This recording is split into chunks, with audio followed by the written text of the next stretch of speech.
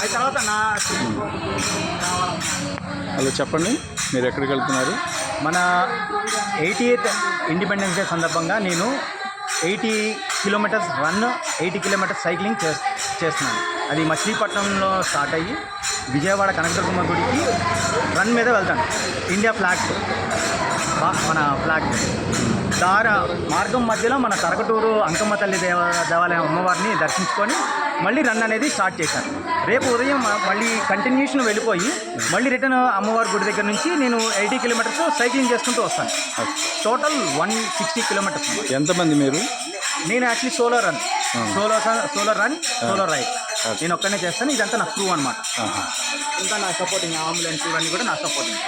ఇలాగే మీరు మన భారతదేశం గురించి, మన సనాతన ధర్మం గురించి, దేశం కోసం, ధర్మం కోసం పాటుపడాలని ప్రార్థిస్తున్నాను మిమ్మల్ని. తప్పకుండా. ఓకే.